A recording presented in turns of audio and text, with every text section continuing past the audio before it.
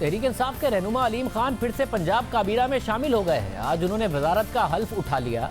गुज़िश्ता साल फरवरी में नैब ने उन्हें गिरफ्तार किया, जिसके बाद उन्होंने वजारत से इस्तीफा दे दिया। फिर गुज़िश्ता साल 18 मई को वो जमानत पर रिहा हुए, आज काबीना में शामिल हो गए। ये फैसला इस लिहाज से अहम है क्योंकि अलीम खान तहरीक इंसाफ के नाराज रहनुमा जहांगीर तरीन के करीब समझे जाते रहे हैं। माजी में तहरीक इंसाफ में जो ग्रुप बंदी रही उसमें वो जहांगीर तरीन के करीब रहे, उसी का हिस्सा रहे।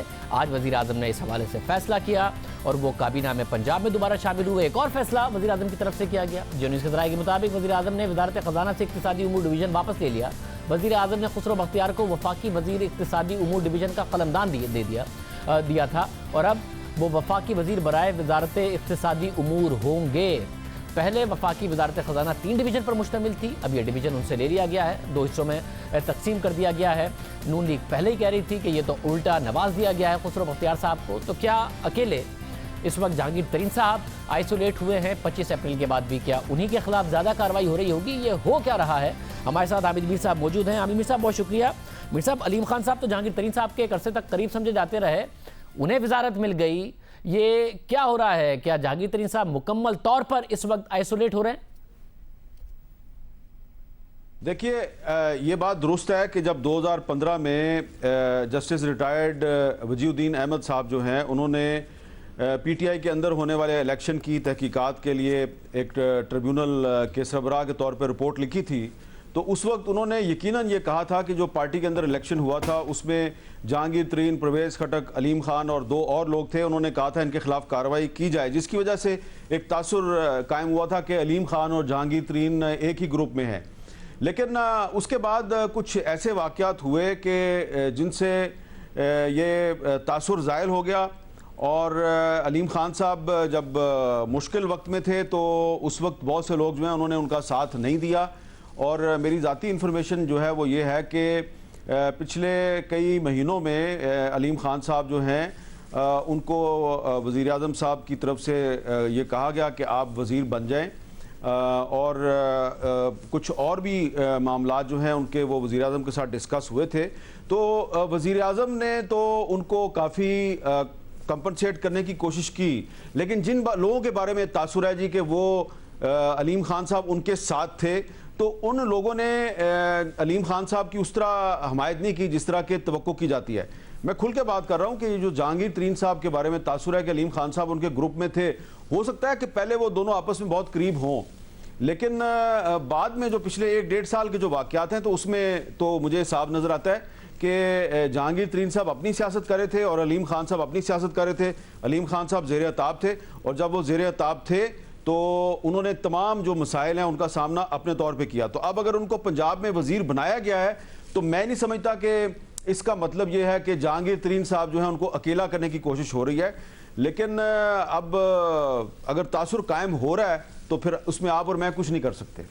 मगर मीर साहब, एक खुसरो बख्तियार साहब के हवाले से उन्हें ज़ाहिर पहले भी शेख रशीद साहब ने कहा था कि फील्डिंग ही बदली है, वजारत किससे ली है, कुछ नहीं किया।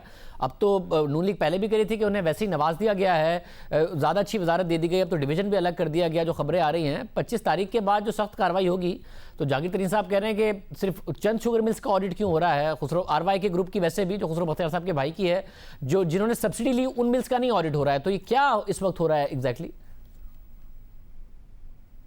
आपने एक सवाल में काफ़ी सारे सवाल कर दिए। मैं पहले इस बात का जवाब देता हूं कि जो खुसरो बख्तियार साहब के बारे में ऑपोजिशन कह रही है कि उनको पहले से ज़्यादा अच्छी वजारत मिल गई है, तो देखिए खुसरो बख्तियार साहब जो हैं उन्होंने पहले दिन से ही, जब ये इब्तदाई रिपोर्ट आई थी वाजिद ज़िया साहब की, पहले दिन से उनका ये मौक़िफ़ है। जो उन्होंने प्राइम मिनिस्टर को ख़त लिखा था उसमें भी उन्होंने यही कहा है कि जब भी ये मामला ज़ेर बहस आता था इकोनॉमिक कोऑर्डिनेशन कमेटी में या कैबिनेट में, तो मैं उस बहस का हिस्सा नहीं बनता था। और दूसरी बात वो ये कह रहे हैं कि दिसंबर 2018 में जो उनके छोटे भाई हैं जो पंजाब में वज़ीर ख़ज़ाना है, तो उन्होंने तो तहरीरी तौर पर सब्सिडी की मुखालफत की थी, लिहाजा वो ये कहते हैं कि जी मैं या मेरा छोटा भाई जो है वो इस सारे मामले का कभी भी हिस्सा नहीं थे। लेकिन इसके बावजूद वाजिद ज़िया साहब की रिपोर्ट में ये लिखा गया कि उनके ख़ानदान की जो शुगर मिल है उसको भी सब्सिडी मिली और उसने भी फ़ायदा हासिल किया। लेकिन जो डॉक्यूमेंट्री एविडेंस है उससे ये साबित नहीं होता कि खुसरो बख्तियार साहब या उनका जो भाई है उसने ये सब्सिडी दिलवाने में कोई किरदार अदा किया। ये तो एक बात होगी,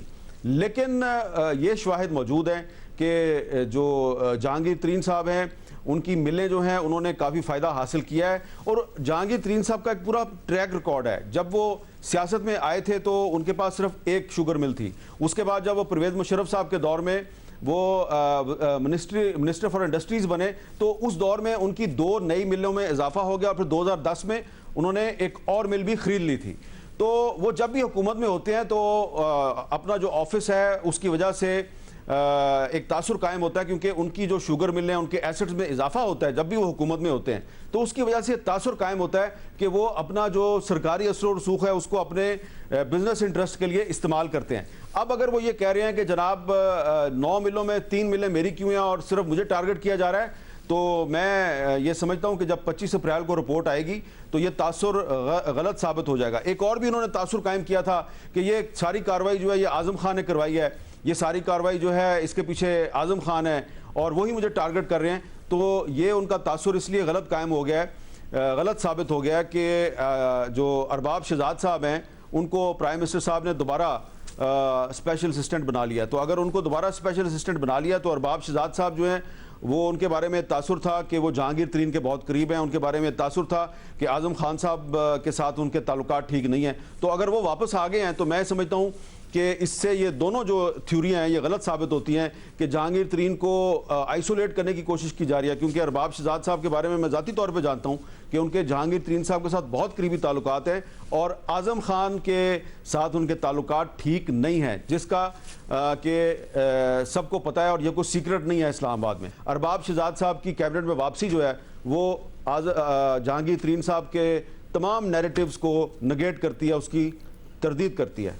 मतलब आरवाई के ग्रुप के हवाले से ज़ाहिर है मोइन इस्लाही का नाम भी आया, चौधरी मुनीर का नाम भी आया। इसके बाद एक मुलाकात हुई ख्वाजा बरादरान की चौधरी परवेज़ इलाही से। अबनुल्ली खुद भी कह रही है कि उनके पुराने ताल्लुकात इसी कॉन्टेक्स्ट में मिले हैं, तो इसीलिए मिले हैं या इस मुलाकात के पीछे भी कुछ है? मैं आपको इसमें एक और चीज़ बता देता हूँ जो शायद पब्लिक नॉलेज में ना हो या कम हो, कि परवेज़ इलाही साहब के साद रफ़ीक साहब के साथ यकीनन पुराने ख़ानदानी ताल्लुकात हैं, लेकिन परवेज़ इलाही साहब के इससे भी ज़्यादा करीबी ताल्लुकात अलीम ख़ान के साथ हैं। और जब अलीम ख़ान मुश्किल हालात का शिकार थे तो बहुत से ताकतवर लोग जो हैं उन्होंने ना सिर्फ ये कि अलीम ख़ान को अबेंडन कर दिया, उनकी कोई मदद नहीं की, बल्कि कोशिश ये की गई कि जेल के अंदर और जब अलीम ख़ान प्रोडक्शन ऑर्डर पर पंजाब असम्बली के इजलास में शिरकत के लिए आते थे तो उनको वो सहूलतें ना मिलें जो एक पार्लियामेंटेरियन के तौर पे उनका हक था। और इस सारे मामले में उनकी अपनी पार्टी के लोग इन्वॉल्व थे और वो स्पीकर पंजाब असम्बली चौधरी परवेज़ इलाही को प्रेशराइज करते थे कि आप अलीम ख़ान को ये सहूलतें ना दें। इसके बावजूद परवेज़ इलाही साहब ने अलीम ख़ान साहब को जो उनका एक राइट था वो उनका राइट उनको दिया। जहाँ तक साद रफ़ीक साहब और ख्वाजा सलमान रफ़ीक साहब की बात है तो जो इनके जो वालिद थे साद रफ़ीक साहब के और जो चौधरी शुजात साहब और परवेज़ इलाही के बुज़ुर्ग थे चौधरी ज़हूर इलाही साहब, इनके जो वालिदैन हैं उनके भी आपस में ताल्लुकात थे। और फिर यही जो ताल्लुकात हैं ये परवेज़ इलाही साहब और साद रफ़ीक और सलमान रफ़ीक में ट्रांसफ़र हुए। और जब सलमान रफ़ीक साहब जेल में थे तो जब वो प्रोडक्शन ऑर्डर में पंजाब असम्बली में आते थे तो परवेज़ इलाही साहब ने उनका भी बहुत ख्याल रखा है। बहुत सी ऐसी चीज़ें हैं जो नैब कोशिश करती थी कि वो सहूलतें सलमान रफ़ीक को ना मिलें, लेकिन परवेज़ इलाही साहब ने उनका ख्याल किया और वो सहूलतें उनको दी। तो मेरी इतला ये है कि साद रफ़ीक साहब और सलमान रफ़ीक साहब दरअसल परवेज़ इलाही साहब का शुक्रिया अदा करने गए थे और यकीनन वहाँ पर और बातें भी हुई होंगी। और जिस तरफ आप इशारा कर रहे हैं वो भी एक हकीकत है कि इस वक्त परवेज़ इलाही साहब और इमरान खान साहब के दरमियान ये खबरें आ रही हैं कि उनके दरमियान ताल्लुकात इतने अच्छे नहीं हैं। लेकिन इस वक्त मैं समझता हूँ कि जो मुलाकात है परवेज़ इलाही साहब की ख्वाजा बरादरान के साथ, ये जो उनके एक पुराने ख़ानदानी ताल्लुकात हैं ये उसी का सिलसिला है। वो एक शुक्रिया अदा करने गए थे। मैं इसमें से कोई मज़ीद बहुत ज़्यादा इसको ओवर रीड नहीं करता। मेरा ख्याल है कि फ़िलहाल मुस्लिम लीग नून की जो पार्टी पॉलिसी है उसमें कोई ऐसी गुंजाइश नहीं है कि मुस्लिम लीग काफ के साथ या पीपल्स पार्टी के साथ मिलकर इमरान खान साहब के खिलाफ को तहरीक अदम एतमाद लाई जाए। ना तो ये पीपल्स पार्टी की पॉलिसी है फ़िलहाल, ना ही फ़िलहाल ये पॉलिसी मुस्लिम लीग नून की है। तो इसलिए मैं समझता हूँ कि ये जो ख्वाजा बरादरान की मुलाकात हुई है परवेज़ इलाही साहब के साथ, ये एक पुराने सियासी ताल्लुकात का शाखसाना है। बहुत शुक्रिया। आमिर मीर साहब हमारे साथ मौजूद थे। तफसीलात आपने सुनी। अहम सियासी डेवलपमेंट्स हो रही हैं इस्लामाबाद में। 25 अप्रैल बहुत अहम होगी जब शुगर क्राइसिस के हवाले से रिपोर्ट सामने आएगी। उसके बाद क्या कार्रवाई होगी और किस किस के खिलाफ होगी, इस पर सबकी नजरें जा दीजिए। अल्लाह हाफ़िज़।